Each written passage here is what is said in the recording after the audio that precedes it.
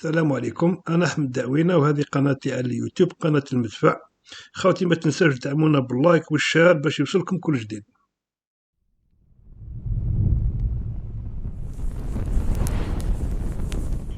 Donc ça, c'est la photo la plus ancienne de Brigitte que l'on possède. Donc c'est une photo c'est une photo du tout début des années 90. Oui, oui, on dirait un homme, je pense que ça c'était pendant la transition. Donc c'est un peu entre les deux. C'est pas vraiment un homme, mais c'est pas non plus une femme. Hein, on est d'accord.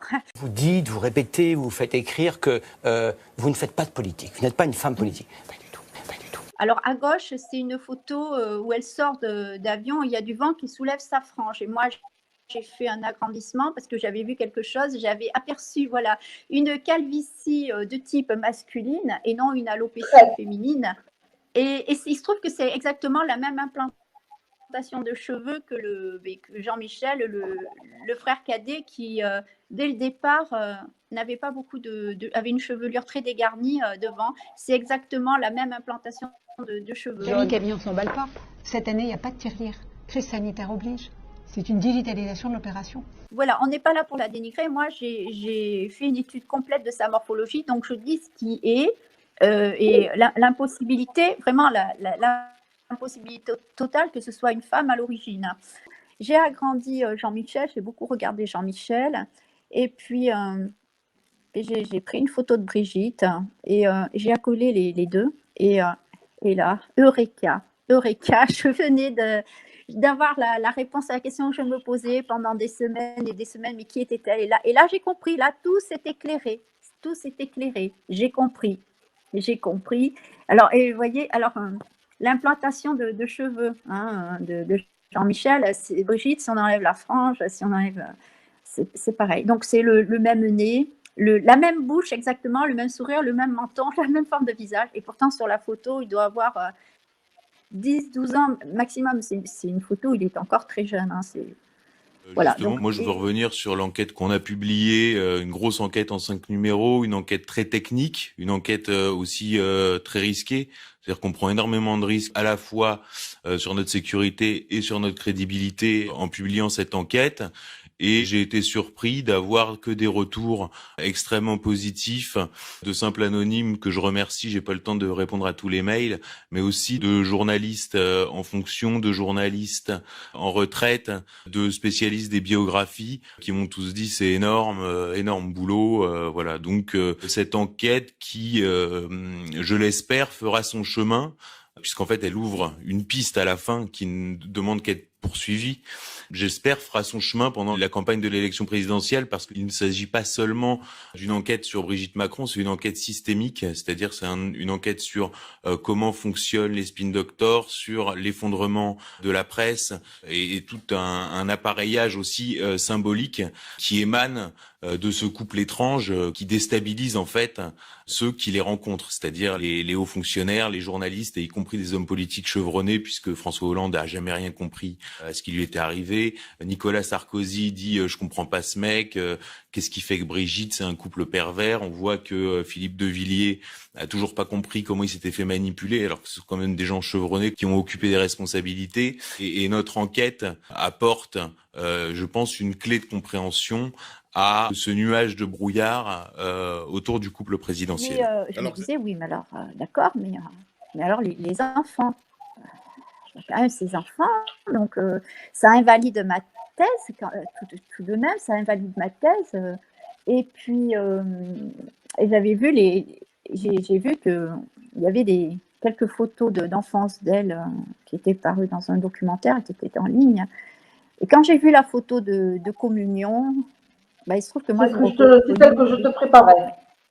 Ouais, j'ai reconnu immédiatement Tiphaine, parce que ce ne sont pas du tout les traits de Brigitte.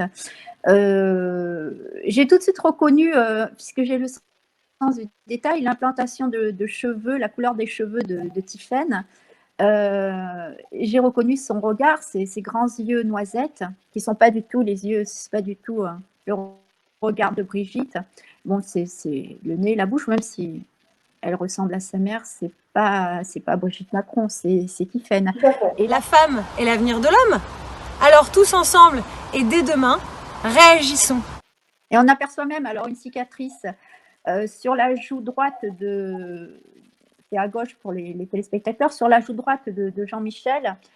Et moi, j'ai posté des photos sur ma page où on voit très bien cette cicatrice, la même cicatrice de Brigitte sur la même joue du même côté. J'ai entendu que je faisais nommer des ministres, bien évidemment non. J'ai effectué une enquête très sérieusement et vraiment, j'ai laissé toutes les chances à Jean-Michel de se montrer ou d'entrer en contact avec moi. Hein. Je peux dire que je lui ai vraiment laissé 3 ans pour se montrer ou pour m'appeler, pour discuter, pour être interviewé.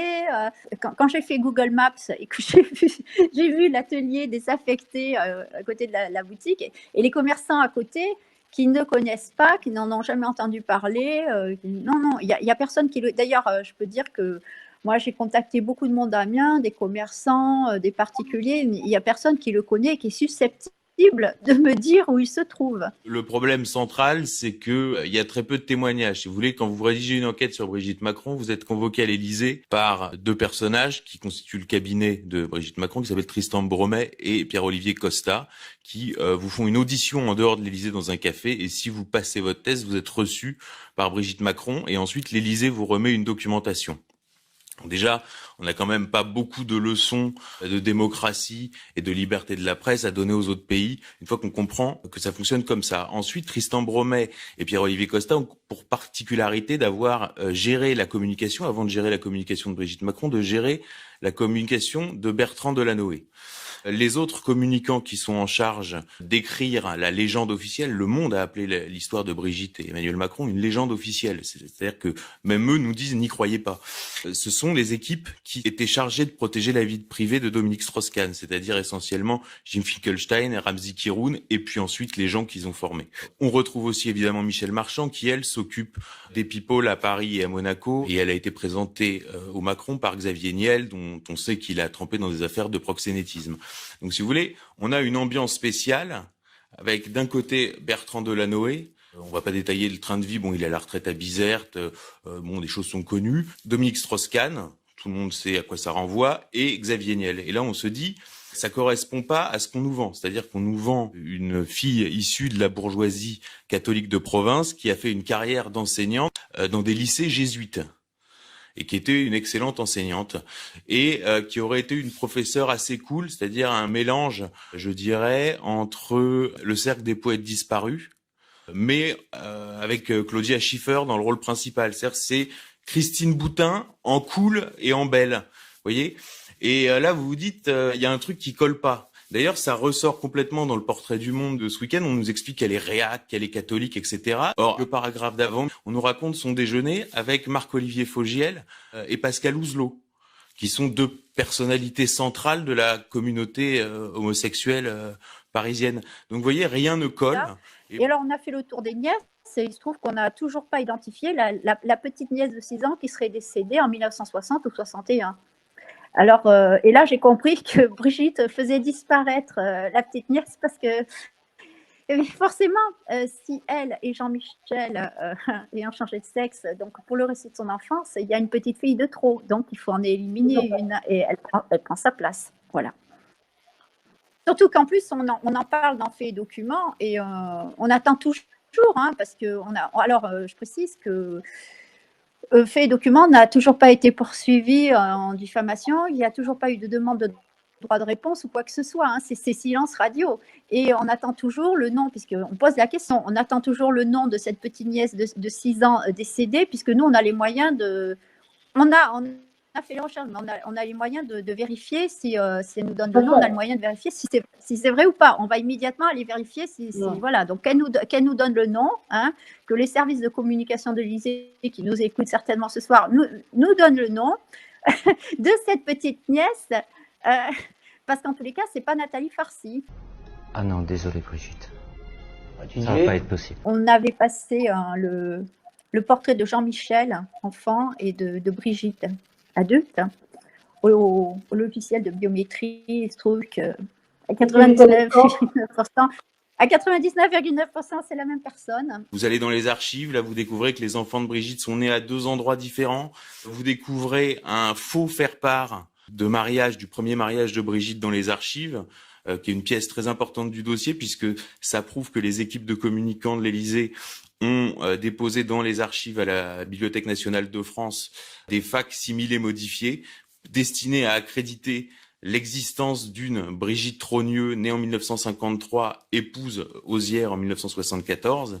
Et ça donne l'étendue de l'importance de l'opération Brigitte. Et nous concluons donc sur l'hypothèse, effectivement, du transsexualisme, qui est la seule hypothèse qui rend lisible ce puzzle. C'est-à-dire que si on n'est pas sur l'hypothèse du transsexualisme, ça devient quelque chose de paranormal. Si ma thèse est la bonne et qu'elle est Jean-Michel, eh bien forcément, elle n'est pas la mère des enfants, mais le père.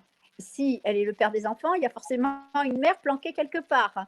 Puis là, j'ai vu une Catherine Osière, une Catherine Audois-Osière. J'ai vu sa photo apparaître.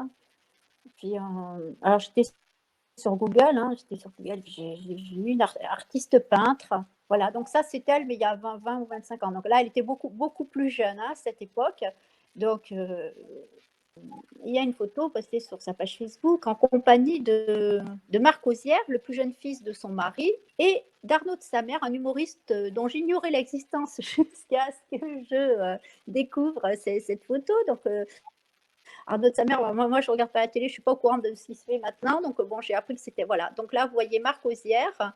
Donc, vous voyez Arnaud de sa mère à droite et vous voyez le demi-portrait d'Arnaud de sa mère peint par Catherine Osière qui dit sur sa page que Arnaud de sa mère passait la soirée avec eux. Genre de choses ? Non, ben c'est vrai que je garde... Attendez, j'ai un double appel. Attendez, allô ? C'est l'Élysée. Quoi ? L'Élysée. Mais qu'est-ce qu'ils veulent ? Deux minutes, je parle au président. Oui, monsieur le président. Aïe, aïe, aïe. C'est pas possible. C'est pas possible. Chut. Voilà. Est-ce que la presse est au courant ? Ouais. Je suppose que Brigitte est ébranlée ?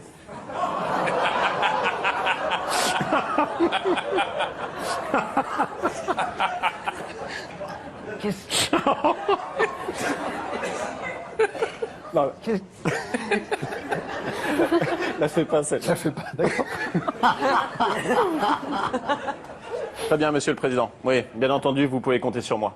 Arnaud de sa mère, qui fait cette blague vraiment pourrie sur Brigitte, est un ami de Jean-Louis-André Osière, de Catherine Audois-Osière, qui ressemble comme deux bouts de doigts à Sébastien, qui ressemble aussi très fortement à Tiphaine. J'ai compris que Drucker était au courant, qu'on ne me fasse pas croire que Drucker n'est pas au courant, parce que je peux vous dire, je peux vous affirmer, je peux vous assurer qu'il y a un petit microcosme parisien qui est au courant depuis le début.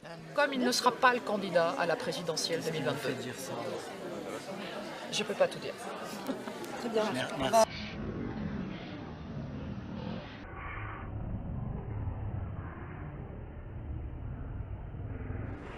Je peux pas tout dire. Et donc, d'ailleurs, elle a défendu sa mère, elle a enregistré une vidéo pour défendre sa mère quand elle a été attaquée sur son physique par Bolsonaro, qui a dit que cette femme était vraiment moche. Mais je suis à peu près sûre que Bolsonaro sait de quoi il s'agit.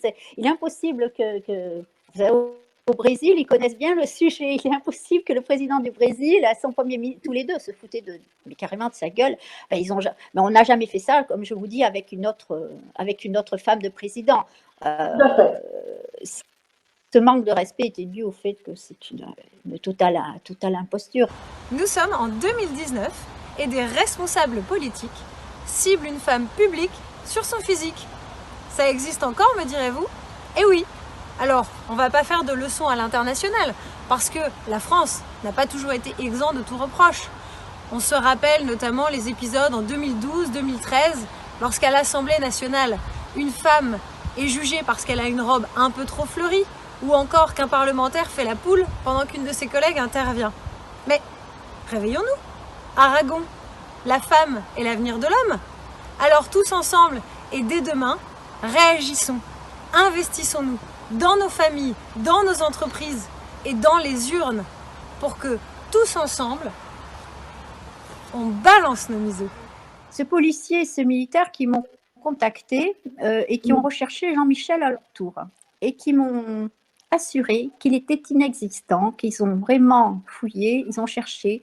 Jean-Michel est inexistant en France. Voilà, donc il se trouve que, justement, grâce à mes découvertes, ils ont pu investiguer et on va dire, trouver des choses dont moi, je n'étais pas au courant. Donc, ils ont retrouvé, je peux le dire, ils ont retrouvé la piste de Brigitte du temps où elle était censée être Madame Auzière. Et ils m'ont envoyé des photos et des documents de la vie de Brigitte avant que, très probablement, on va dire de Jean-Michel avant que très probablement qu'il ne devienne Brigitte. Voilà. J'espère qu'il y aura des retombées cette fois. On va guetter les retombées et on en reparlera. On va guetter les retombées. Mais voilà, j'attends que les journalistes viennent à moi. On verra si certains ont le courage de venir à moi pour savoir, j'espère, et pour relayer cette affaire, parce que quand même, il y a 5 numéros de faits et documents très, très intéressants qui ne sont pas relayés dans la presse mainstream. Je fais des démarches. Alors même TV Liberté, qui est pourtant une grande chaîne de réinformation, ils sont au courant du dossier Brigitte Macron, ils sont au courant de faits et documents, puisque j'ai un ami qui a un très bon ami à lui qui y travaille, avec qui je suis en contact, qui leur en a parlé, qui leur a donné mes coordonnées. Donc la rédactrice en chef, Élise Blaise, est parfaitement au courant. Pas un mot, ils ne relaient même pas faits et documents. Donc quand certains disent que ce serait de la, on va dire, de l'opposition contrôlée, je finis par me le demander. Voilà.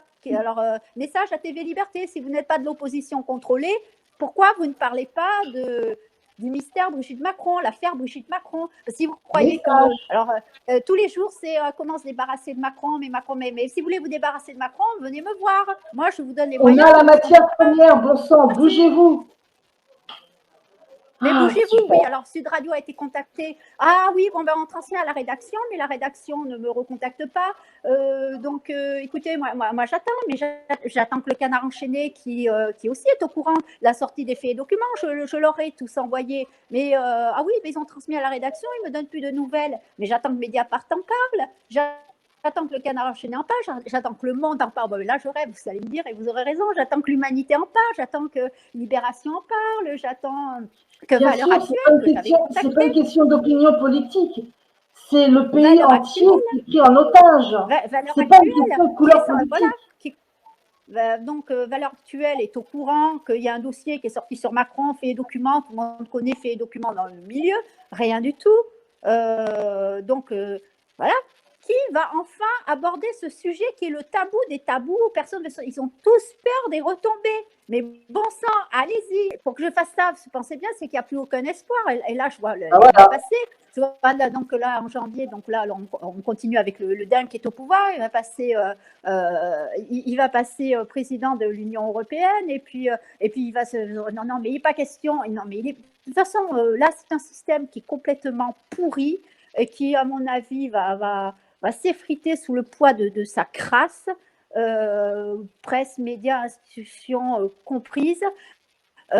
C'est un système qui n'est plus viable, qui a fait son temps, tant il est pourri de l'intérieur, totalement corrompu. Nous n'en voulons plus. Nous n'en voulons plus. Nous ne voulons plus de cette caste politique. Nous ne voulons plus de cette presse. Nous ne voulons plus de ces médias manipulateurs et propagandistes. Nous ne voulons plus de ça. Nous ne voulons plus des familles trogneux, audières, ces familles de haute bourgeoisie qui décident de tout, qui, eux, ont la main mise sur tout, qui décident de tout, de la politique. Mais on n'en veut plus. On n'en veut plus. Bien sûr qu'on en veut. Voilà, c'est le peuple qui doit prendre le pouvoir.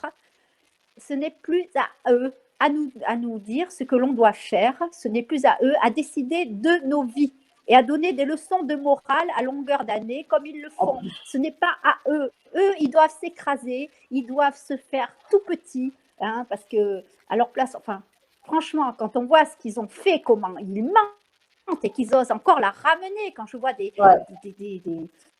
voilà, quand je vois ce que certaines osent publier sur leur page, quand on sait comment elles mentent, comment elles manipulent, et et m'insulte en plus, hein, donc sans citer mon nom. Donc, comme je lui dis, nous allons voir qui est la plus folle des deux, Brigitte ou moi. Hein. Ça doit disparaître une bonne fois pour toutes. On doit faire le grand ménage. Les Attali, les Rothschild, ceux qui nous ont imposé ce couple d'enfer. Macron, c'est qu'une marionnette. Et il y a une autre chose que j'ai oublié de dire, c'est que Brigitte Macron n'a pas choisi sa fausse date de naissance au hasard. Renseignez-vous sur ce qui s'est passé le 13 avril 1953. Renseignez-vous sur la chose à laquelle correspond cette date. Vous voulez que je vous le dise? Là, je ne l'ai pas en tête, donc je te laisse le dire. Eh bien, je vous le dis. Et ce n'est pas du complotisme, parce que vous pouvez vérifier sur des sites officiels comme celui d'Europe 1, c'est le début de l'opération MK Ultra. Et j'ai toujours pensé, alors ça, je savais pas. Ah oui, c'est vrai, j'ai vu ça passer. C'est Xavier Poussard qui me l'a appris, moi je ne le savais pas. Et j'ai toujours pensé depuis le début que Macron était sous contrôle mental. J'ai toujours pensé qu'il était sous l'emprise de cette femme, complètement. Entre guillemets, depuis son plus jeune âge, depuis sa prime adolescence. Et j'apprends que, comme par hasard, la date de naissance de Brigitte Macron, qui n'est certainement pas la vraie, en tous les cas, l'année, c'est sûr que c'est pas la vraie, mais enfin, c'est quand même bizarre, ce 13 avril 1953, et tout le monde dit, hein, je suis pas la seule, nous sommes des millions à voir que Macron a tout l'air d'un robot, le regard dans le vide, on dirait qu'il est contrôlé, qu'il est manipulé. Enfin bon, ce mec, il y a quand même un truc qui va pas, quoi. On peut pas changer les vies par un coup de baguette magique. On peut pas régler tous les problèmes en un coup de baguette magique. Très beau meeting, vous allez voir. Qu'est-ce que vous en attendez? Formidable, non? D'entrer dans le 21e siècle. La France doit rentrer dans le 21e siècle. Il y a une chose qui est positive dans tout ça, c'est que la colère s'exprime. Je n'oublie pas qu'il y a une colère, et elle peut être notre chance. Il se transforme en porte-parole. Il avait en lui la capacité de réformer. Une volonté de changer les choses. Il veut une France forte. Je veux une France forte. Il veut placer la France dans l'échiquier international. Je veux une France dont la voix soit entendue par-delà nos frontières. Il veut placer la France dans l'échiquier international. Une France qui retrouve sa place dans le concert des nations. Il a énormément d'ambition. Une ambition assumée. Il n'a de cesse que la France. Vive la France. Vive la France. Vive la France. Vous pouvez pas être la femme du président en disant je ne fais pas de politique. C'est pas possible. Je ne fais pas de politique. C'est pas possible. Donc il est normal que la politique la rattrape. Je vais rien en tirer, à me dire que tout est faute. Alors je lui ai dit, moi j'ai attaqué Franco et je lui ai dit bon mais bonjour mais je sais tout. Je sais tout. Je lui ai dit, voilà, donc, et je lui ai balancé des preuves, des photos. Je lui ai dit que je savais qui était son mari, qui était né la même date que je lui ai dit que j'étais à peu près sûre qu'elle était la vraie mère des enfants Osières, que j'avais vu la ressemblance avec le fils, qu'elle peignait des membres de la famille Trogneux, que j'avais reconnu parfaitement Laurence. Je lui ai balancé des choses. J'aurais adoré voir sa tête. J'aurais adoré voir sa tête. Et alors, c'était par écrit, malheureusement. Et donc, elle n'a pas tardé à lire mes messages. Elle les a lus, elle n'a pas répondu. Elle n'a rien répondu. Alors, j'ai attendu. Elle ne m'a pas bloquée. Elle ne m'a rien répondu. Elle m'a pas dit, je ne sais pas de quoi vous parlez, mais vous êtes folle, mais n'importe quoi. Elle ne m'a pas donné sa version. Elle n'a pas répondu et elle ne m'a pas bloquée. Elle ne m'a pas demandé d'arrêter. Donc, je lui ai envoyé 2 autres messages avec d'autres preuves et d'autres affirmations. Mais je précise bien qu'il n'y avait ni insulte, aucune insulte à son encontre. Au contraire, je lui ai dit qu'elle avait beaucoup de talent, puisqu'on reconnaissait parfaitement Laurence et tout ça. Et je lui ai dit que je la plaignais. Et je lui ai dit en plus que je la plaignais de cette situation. Voilà, donc voilà, il n'y avait aucune ambiguïté pour aller t'accuser de quelque chose. Voilà. Voilà. Donc par contre, je lui ai dit que la vérité, qu'elle pouvait être sûre que la vérité éclaterait un jour ou l'autre. Ça, je lui ai dit, mais ce sont ni des menaces, puisque je ne l'ai pas menacée, je ne lui ai pas fait de chantage. Je ne lui ai pas dit, par exemple, si vous me filez tant de milliers ou de millions d'euros, la vérité ne sortira pas et tout ça. Non, je lui ai affirmé que la vérité limite, tu lui as rendu service, puisque tu lui as dit ce que tu avais. Voilà, je lui ai dit ce que je pensais. Je lui ai dit ce que je pensais, donc des affirmations, et je lui ai dit... Voilà, que je la soupçonnais fortement d'être la vraie mère, qu'il y avait une ressemblance manifeste. Donc, pas d'insultes, pas de menaces, pas de chantage. Moins d'une semaine après, il y a des flics qui débarquent, qui demandent de défoncer ma porte, qui viennent m'arrêter à mon domicile, qui viennent m'arrêter sans mandat d'arrêt. Je leur demande pourquoi. Donc, comme des dingues, 3, qui me disent qu'ils vont me conduire en garde à vue. Donc, mais pour quelle raison? On ne peut pas vous dire la raison. Aucun. Non, non, non, mais on n'a pas de. Alors, normalement, même pour une garde à vue, donc je ne suis pas soupçonnée. Je savais bien, je n'ai pas tué, je n'ai pas volé, j'ai pas. Donc, je me dis, oui, non, mais ils peuvent pas. J'ai pas pu préparer, donc j'ai pas été avertie à l'avance par courrier, tout ça. Donc, en début d'après-midi, donc, et je voulais pas ouvrir parce qu'ils ont failli défoncer ma porte. Hein, ils étaient prêts à défoncer ma porte, donc voilà. Donc, ils m'ont embarqué. J'ai à peine eu le temps de m'habiller. Ils m'ont embarqué dans leur voiture. Ils m'ont emmené au commissariat. Et là, donc là, on m'a dit que j'étais placée en garde à vue. Et là, on m'a donné enfin la raison. On m'a dit que j'avais envoyé des messages malveillants à Madame Audois. Alors, je dis Madame Audois-Auzière, parce qu'il appelait Madame Audois. Elle s'appelle Madame Auzière, parce qu'elle a rajouté son nom de jeune fille devant, mais c'est Madame Auzière. Bon, il s'obstinait à appeler Madame Audois. Donc, et j'ai dit, oui, effectivement, j'ai bien contacté cette personne sur WhatsApp, mais je ne vais pas envoyer de messages malveillants. Je dis que j'étais journaliste indépendante. Donc là, alors, je veux dire que ça a été un moment très pénible. Déjà, je mourais de soif. On m'a laissé toute la journée sans eau. On m'a donné de l'eau à 7 heures du soir. Hein. J'ai eu droit à un petit gobelet d'eau. Donc, pression énorme, humiliation, menaces. J'ai subi de fortes pressions pour ne pas sortir l'affaire. Donc, on m'a demandé le nom de tous les journalistes avec qui j'étais en contact. On a saisi mon iPhone.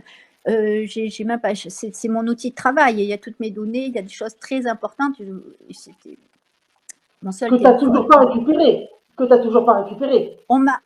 Ah non, que j'ai toujours pas récupéré. On a saisi mon iPhone. Donc, pour quelques messages sans insultes, sans chantage et sans menace à cette femme dont je précise, alors on m'a dit que j'avais une plainte, que j'étais poursuivie par le parquet de Lisieux. Et il se trouve que Jean-Louis André, son mari, travaille est conciliateur de justice à la retraite. Il fait ça bénévolement, il a assez de fric, ils sont complètement blindés. Donc, il fait ça, on va dire, pour le plaisir. Et donc, en fait, je suis poursuivie par la procureure de la République de Lisieux, qui est une copine de Jean-Louis André. Donc, Catherine, elle n'a même pas été. La plainte, elle a été déposée directement auprès du procureur de la République de Lisieux, les amis, enfin les copains de Jean-Louis André. Voilà. Mais surtout qu'en plus, franchement, il n'y a pas de menaces, pas de violence, pas d'insultes, pas de chantage. Pour ça, quoi, pour lui avoir dit. Donc, qui est-elle pour que justement. Qui sont ces gens pour qu'immédiatement, voilà, ils se sentent à ce point visés au point de porter plainte et de me faire arrêter et qu'apparemment c'était la panique. Hein, c'était la panique. Donc, puisqu'on est écouté très certainement par des conseillers de l'Élysée et par des journalistes aussi, et peut-être par des gens de la famille Trogneux, Macron, Auzière, et sans doute par les services de renseignement. Donc moi, je vais leur dire ceci. Ces documents, ces photos sont dans une enveloppe scellée qui a été déposée chez un avocat dont le nom est connu. Je n'ai plus aucune trace de ces preuves, de ces photos, de ces documents sur mon iPhone ou sur mon ordinateur. Donc, ce n'est pas la peine de revenir chez moi, de défoncer ma porte pour venir m'arrêter, pour piquer mon nouvel... Vous ne trouverez rien. Vous ne trouverez rien. Voilà, donc vous ne trouverez rien. Il n'y a jamais rien eu là-dessus. On m'a fait parvenir ça par courrier postal. Voilà, je viens de demander à rien. Voilà. On m'a fait parvenir ces documents par courrier postal. Donc, bien entendu, je les ai mis en sécurité. Il n'y en a aucune trace chez moi. Et je peux vous dire que si ces documents sortent publiquement, ce sera le plus gros scandale de la Ve République. Je peux vous dire que là, ce n'est pas seulement quelque chose qui met en cause le couple Macron et puis les gens autour d'eux, la famille Auzière, la famille Trogneux. Et je peux vous dire que là, le scandale sera tel que c'est l'ensemble de la presse et des médias l'ensemble de la classe politique, l'ensemble des institutions, armée, justice, police, gendarmerie au plus haut niveau, qui ne peuvent pas ne pas savoir la véritable nature de Brigitte Macron, qui ne peuvent pas ne pas savoir qui elle est, qui elle a été par le passé, ne peuvent pas savoir, ne pas être au courant de cette imposture et de ces dissimulations, de ces mensonges, de ces manipulations auprès de tout le peuple français. Je peux vous dire que si ces documents sont révélés, c'est une bombe nucléaire qui explose en France et même qui dépasse les frontières. Et donc, je leur dis, puisque vous m'écoutez ou que vous m'écouterez plus tard, continuez avec votre passe sanitaire, continuez à nous priver de toutes nos libertés fondamentales, jour après jour. Donc là, ils sont en train d'instaurer un régime totalitaire en France et d'ailleurs partout en Europe. Continuez. Passez la vaccination obligatoire pour les enfants scolarisés ou non. Donc, passez cette obligation, puisque de toute façon, c'est un projet et que ça va sûrement être promulgué en janvier. Et moi, je suis directement concernée. Voilà, il y a un petit garçon de 11 ans que j'aime plus que tout et je ne laisserai pas faire ça. Je ne laisserai pas faire ça et je peux leur dire que le jour où cette obligation vaccinale pour les enfants scolarisés ou non passe, je peux vous assurer que le dossier sort. L'avocat dont le nom est connu sort le dossier. Et là, je peux vous dire qu'il y en a beaucoup qui vont avoir des comptes à rendre. Et c'est très sérieux. C'est très sérieux parce que j'attends que ça passe. Et là, j'en vois. Parce que je ne resterai pas les bras croisés à regarder mon pays devenir un régime totalitaire. Je continuerai, je ne laisserai pas faire ce génocide planifié. Je ne laisserai pas faire. Voilà. Alors, ils sont prévenus. C'est un avertissement envers la présidence de la République, envers le gouvernement, envers tous les toubibs, tout ce qu'il y a autour d'eux, là, ces faux médecins, ces faux scientifiques, etc., qui veulent nous picouser de force. Allez-y, passez l'obligation vaccinale. Moi, je vous attends et il y a l'avocat. Et qu'ils sachent bien que moi, je n'ai rien chez moi et qu'il y aura aussi un policier et un militaire pour témoigner. Hein, et sachez bien que s'il m'arrive quelque chose, suicide, je n'ai pas l'intention de me suicider, crise cardiaque, je ne suis pas cardiaque, ou malheureux accident qui arriverait tout à fait par hasard, sachez que s'il devait m'arriver quelque chose, l'avocat qui possède ce dossier le sortirait aussitôt. Voilà, vous êtes prévenus.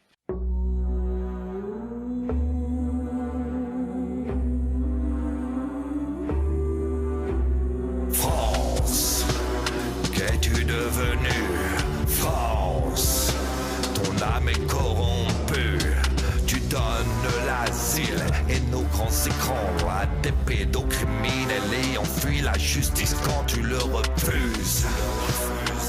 À des géants qui alertent sur les traîtres et leurs complices. Tu préfères t'obstiner à défendre des idées, répétant que l'union fait la force, que dans la simple réalité que tu es divisé jusqu'à la Corse. La France colonie américanisée ne voit plus que l'écho et la compétition.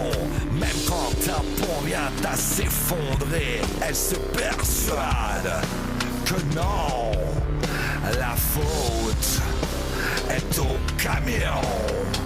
Marches-tu sur la tête ou es-tu hypnotisé?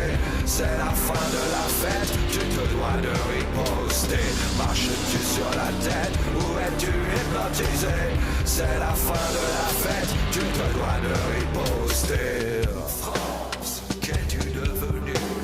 France, ton âme est corrompue. Des milliardaires déguisés en médias te vendent Bonaparte sur un air de Black Sabbath. Et même si tu pleures au jaune, ton sang lui reste rouge. Tes lumières sont éteintes, ta culture s'évanouit, ta vie n'est plus un art. Même si sur tes ronds-points on survit, Mais tu sais aussi que dans un coin du maquis, un noyau de résistance ne compte pas te laisser prendre. De la rolade de d'indignité n'est pas à vendre. Marches-tu sur la tête ou es-tu hypnotisé?